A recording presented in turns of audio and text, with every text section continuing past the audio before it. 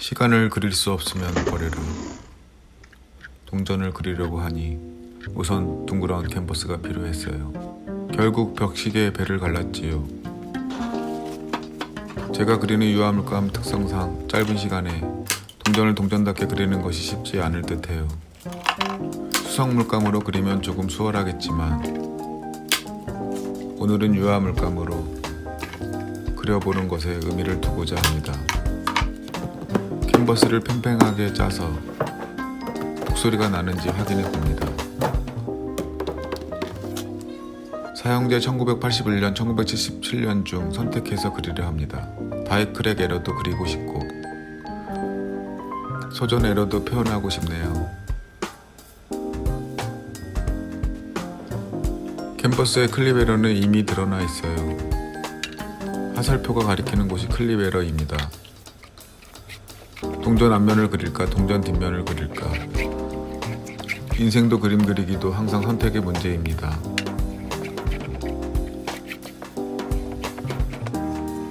즉흥적, 충동적으로 작업을 하다 보니 항상 시행착오를 겪게 됩니다.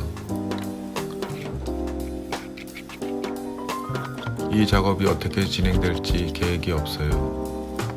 어디로 흘러갈지 시간에 맡겨봅니다. 옆면과 뒷면도 색을 칠해야겠죠.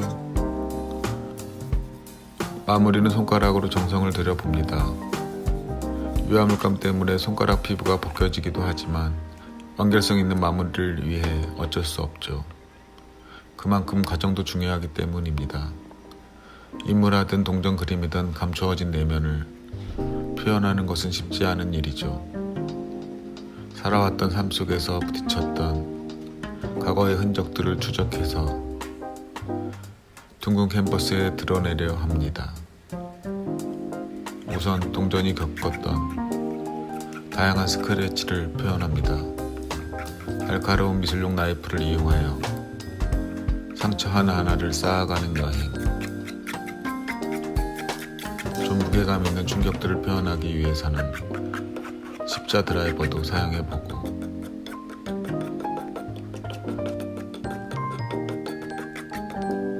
상처난 표면을 치료하듯이 주사기로 수많은 바늘 자국을 냅니다.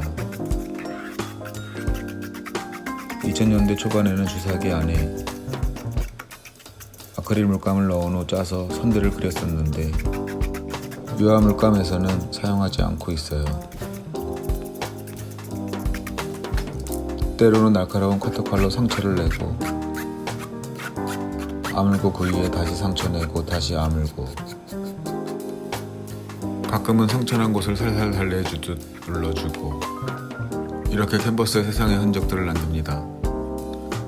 동전 표면이 어느 정도 만들어지면 아빈시 실수로 동전 중심이 빗나간 오프센터 에러 동전을 시도해봅니다. 하지만 재미가 없네요. 에이, 지워야지. 이렇게 오프센터 에러는 포기합니다. 모두 지우고 10원 앞면을 그려야겠어요. 우선 다보탑을 그린 다음에 소전 에러, 다이크랙 에러를 표현해 볼게요. 그런데 문제가 있네요. 유화 특성상 마르지가 않았을 경우 덧칠한다는 게 무의미하다는 걸 준비가 부족했네요.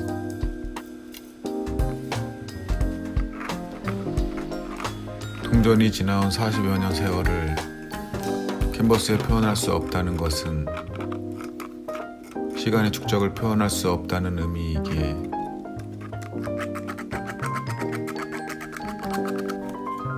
나이트 같은 스크래치, 오랜 시간 노동으로 거칠어진 할머니의 손등과 손마디 같은 흔적을 표면에 드러내지 못할 바에는 이 그림을 지속할 의미가 없는 것 같네요.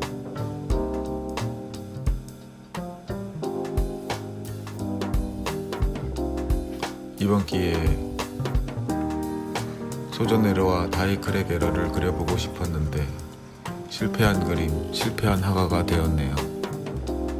시간의 축적을 표현하지 못했던 것과 다양한 에러를 넣고 싶었던 것이 이번 실패의 초라한 변명입니다. 계속 그려나간다는 게 무의미하기에 노란 헤어리 속으로 그림을 지워갑니다. 모든 이미지가 지워졌다고 생각하지만 지워진 노란색 안에는 아직도 미련이 남아있어요. 모든 미련의 조각들을 제거하기 위해서 제가 쓸 수 있는 방법이 하나 있어요.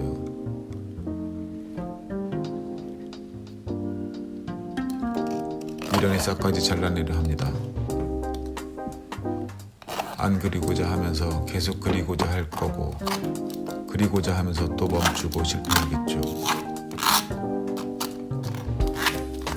그림의 완성은 화가의 의지에 달린 문제라 이곳이 아닌 다른 곳에 있기 위해서 동전 그림을 난도질을 하듯 찢어버리고 미련을 버린 척 그만둡니다.